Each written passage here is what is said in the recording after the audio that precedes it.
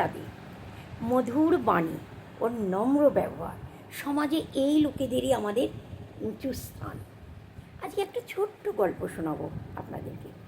একটা গুরু আশ্রম ছিল, সেই আশ্রমে অনেক শিষ্যরা থাকতো সেখানে, যেমন থাকে আর কি, সারাদিন নাম ভজন কীর্তন করা থাকা। তার মধ্যে থেকে একজন শিষ্য ছিল, রূঢ় ব্যবহার ছিল তার, তার সাথে কারোর ভালো ব্যবহার ছিল না।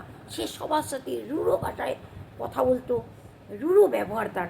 তাকে যদি কেউ পেয়ারসি বলতো না, ভাই কেমন আছো, দেখতে পাচ্ছিস না কেমন আছে, আবার জিজ্ঞাসা করার কি আছে, তার ভাষাটা এরকম ধরনের ছিল। একদিন সে সকালবেলায় গুরুকুলের বাগানের ভেতরে বেঞ্চের ওপরে সে বসেছিল।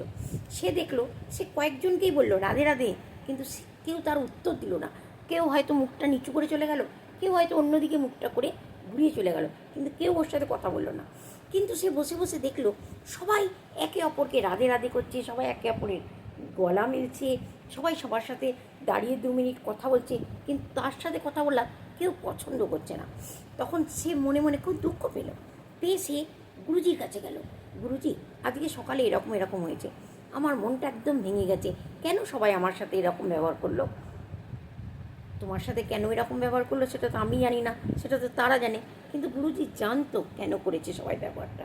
তবু গুরুজি তাকে বলল যে দেখো, এসব কথা ছেড়ে দাও, কে তোমার সাথে কী ব্যবহার করলো এসব কথা ছেড়ে দাও। আমি যেটা দেখতে পাচ্ছি তুমি তো সেটা দেখতে পাচ্ছ না, তোমার সামনে খুব খারাপ অবস্থা।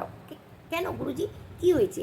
আমি দেখতে পাচ্ছি তুমি মাত্র 7 দিনের মেহমান এই দুনিয়াতে, 7 দিন পর তোমার মৃত্যু হয়ে যাবে। হ্যাঁ, আমি 7 দিন পর আমার মৃত্যু হয়ে যাবে? হ্যাঁ, 7 দিন পর তোমার মৃত্যু হয়ে যাবে। তুমি এক কাজ করো, যতটা পারো সবার সাথে এই 7 দিন একটু মিলেমিশে থাকার চেষ্টা করো, ব্যাস, আর আমি কিছু চাই না। লোকটা তো পাগল হয়ে গেল। গুরুজির ঘর থেকে বেরিয়ে ও যে যার সাথে দেখা হচ্ছে তাকে জবরদস্তি গলা ধরে বলছে রাধে রাধে, কেমন আছো ভাই, ভালো আছো, ভালো থেকো ভাই, যদি কিছু দরকার হয় আমাকে অবশ্যই বলবে ভাই। সবাই দেখে অবাক, আরে কী হয়েছে?